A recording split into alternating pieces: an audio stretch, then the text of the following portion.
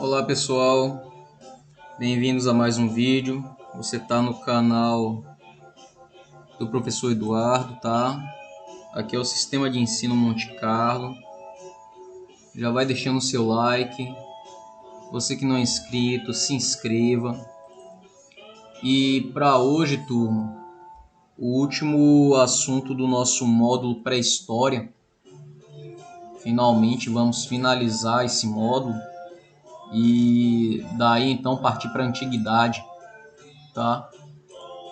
É um assunto pré-história que eu não tenho muito apreço, não tenho muita afinidade, mas que a gente tem que passar porque faz parte do currículo, né?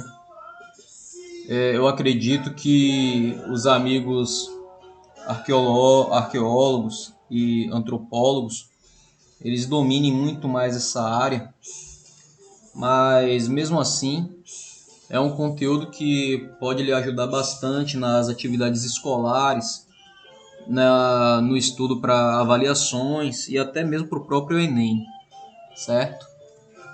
Não me aprofundei muito em pré-história para não ficar cansativo esse módulo, mas o básico eu consegui passar para vocês e consta tudo na nossa playlist lá, que você pode estar visitando e até maratonar, quem sabe, os vídeos sobre pré-história. E para finalizar, turma, vamos falar aqui sobre os mais antigos habitantes do Brasil, né? Sim, o Brasil também teve sua participação na pré-história da humanidade. E iniciando com explicando como era o ambiente do Brasil pré-histórico. A princípio, existem discussões entre os arqueólogos para determinar quais rotas os grupos humanos percorreram para chegar à América e quando isso teria ocorrido. Também se repete, evidentemente, quando o assunto é o povoamento do território brasileiro. Todas essas questões a gente já viu nos vídeos anteriores, tá? Que tentando explicar como é que o ser humano ele conseguiu atravessar o oceano, atravessar o Atlântico ou o Pacífico e vir parar aqui na América. Tudo isso já foi explicado nos vídeos anteriores, é só dar uma passadinha lá para revisar, tá bom? Sendo que até o momento o que é aceito pelos cientistas é que há pelo menos 12 mil anos o território que hoje corresponde ao Brasil era ocupado por pequenos grupos de caçadores e coletores, que descendiam de populações que chegaram à América provavelmente por diferentes rotas. Tá? Eles também tendem a defender que esse povoamento se iniciou pelas áreas litorâneas, ribeirinhas e de planalto e só depois se estendeu pela planície amazônica. Tá? Cheguei a comentar sobre isso, que é necessário para a população ela se organizar próximo de água, próximo de locais com água potável, tanto para a hidratação do corpo e a manutenção da própria agricultura, quando se passou a dominar a agricultura. O ambiente encontrado pelos primeiros habitantes do Brasil era muito diferente do atual, isso é óbvio. As áreas florestais eram reduzidas e predominava uma vegetação rasteira. Ainda não haviam aqui grandes florestas. O clima era mais seco e frio, e a linha litorânea era diferente da atual, pois o nível do mar era mais baixo. Os grupos humanos dividiam o território com preguiças gigantes, tigre-dente de sabre e gliptodontes, animais que da megafauna americana que com o fim da era glacial desapareceram. Os primeiros habitantes do Brasil viviam principalmente em habitações a céu aberto ou em abrigos sob rochas e às vezes em cavernas. No interior das cavernas, os moradores costumavam fazer pinturas de animais e de pessoas. Já falei sobre a arte rupestre, né? E hoje nós vamos falar um pouco mais, principalmente nos locais em que elas estão destacadas aqui no Brasil. E a confecção de artefatos de pedra e de anzóis feitos de osso, além da descoberta de conchas perfuradas, indica que tais povos praticavam a caça, a pesca e a coleta. sendo que os mais antigos vestígios de agricultura no Brasil datam de aproximadamente 7.000 anos atrás e foram encontradas na região amazônica. Os agricultores do Brasil pré-histórico plantavam milho, algodão, feijão, mas a mandioca era o principal cultivo, sendo uma raiz rica em calorias e consumida até hoje. E em algumas sociedades, em algumas partes do Brasil ou até do mundo, é a principal fonte de energia para as pessoas. Assim como aconteceu em outras regiões do mundo, após a descoberta da agricultura, diversos povos continuaram sendo basicamente caçadores e coletores, tá? Mesmo os povos agricultores mantiveram a caça e a pesca como parte das suas atividades cotidianas, porque não bastava só viver de cereal. A própria biologia humana, ela necessita de proteína. Então a caça e a pesca na busca de proteína como nutriente, ela mesmo assim ela foi mantida. Isso é uma necessidade do próprio metabolismo humano. Falar um pouco também sobre o sítio arqueológico de Lagoa Santa.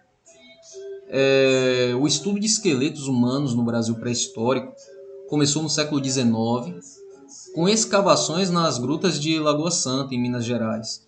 Lá foram encontrados ossos de animais já extintos, pontas de flechas e machados, além de ossada de 30 humanos. Provavelmente nessa região se formou esse grupo, onde foram enterrados essas ossadas aí de 30 humanos destacados, né? No século XX, novas escavações levaram à descoberta de um crânio feminino de aproximadamente 11.500 anos. Ao ser examinado na década de 90, o crânio foi batizado de Luzia e ganhou o apelido de Primeira Brasileira, por ser parte do esqueleto mais antigo encontrado até o momento no Brasil. A reconstituição científica do rosto de Luzia revelou traços muito parecidos com os dos atuais africanos e aborígenes australianos, distintos, portanto, dos povos de origem mongoloide. Os povos de origem mongoloide são os povos que vão originar a população do Japão, da Coreia do Norte e de toda aquela região do Oriente, tá? Da Ásia, melhor dizendo. Com base nesses estudos, alguns pesquisadores concluíram que deve ter havido duas levas migratórias diferentes da Ásia em direção à América, ambas pelo Estreito de Bering.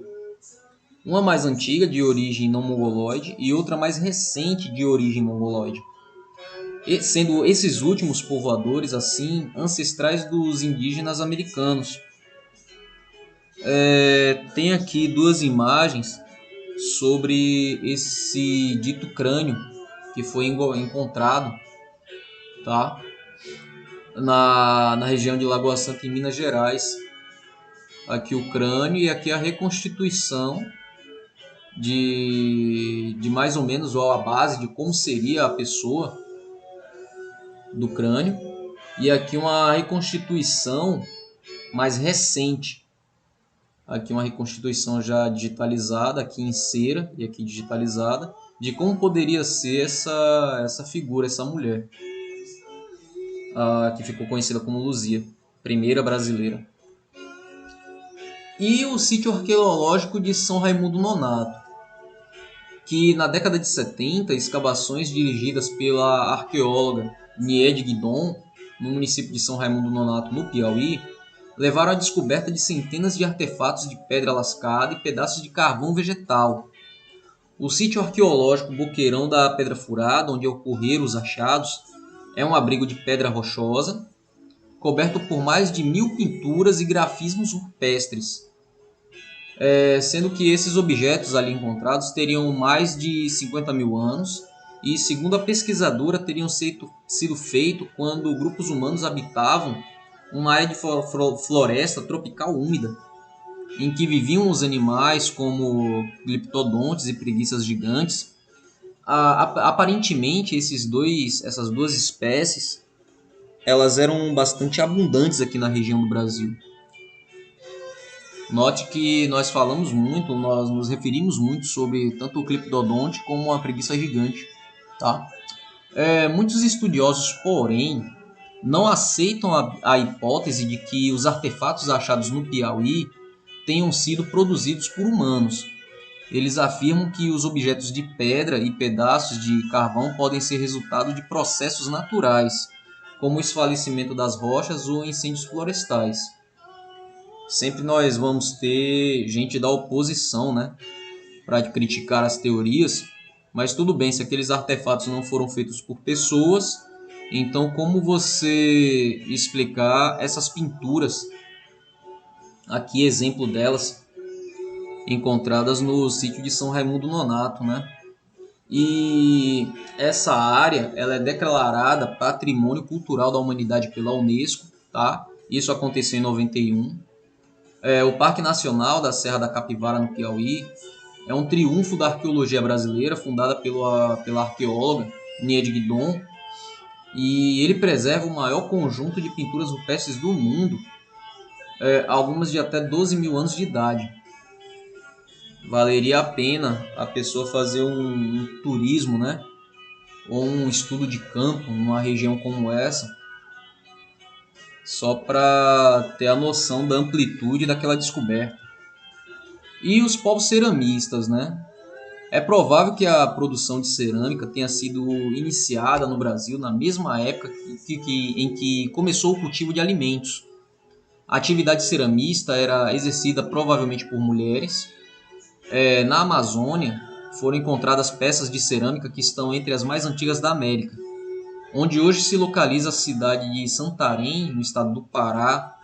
Foram encontrados objetos de cerâmica muito bem elaborados, como estatuetas, vasos, urnas funerárias e pratos, tá? Sendo que a cerâmica mais sofisticada encontrada foi na ilha de Marajó, onde essa cerâmica foi descoberta, situada na foz do rio Amazonas. Ela foi produzida pela chamada cultura marajoara, que começou a se desenvolver cerca de 1800 anos atrás. Uma das mais antigas cerâmicas do Brasil foi encontrada em um sambaqui da região de Santarém. Tem vídeo também no nosso canal, aqui na nossa plataforma, falando sobre o que é um sambaqui, tá? Na junção do rio Tapajós com o Amazonas, o fato de ela estar associada a um sambaqui e não à agricultura nos leva a questionar a ideia de que a cerâmica foi desenvolvida exclusivamente para armazenar grãos e cozinhar alimentos. É possível que algumas sociedades ameríndias tenham produzido peças de cerâmica para fins cerimoniais.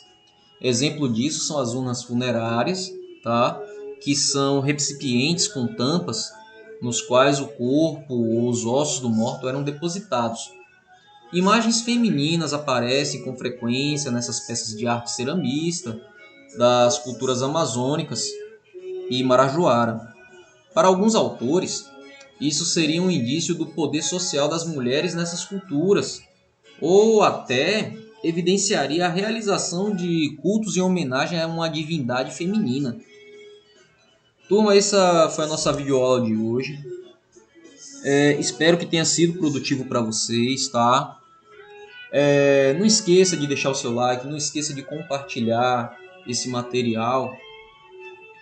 Isso é muito importante para nós e para que nós continuemos produzindo conteúdo aqui para a plataforma, tá bom? Tudo de bom para vocês e até a próxima.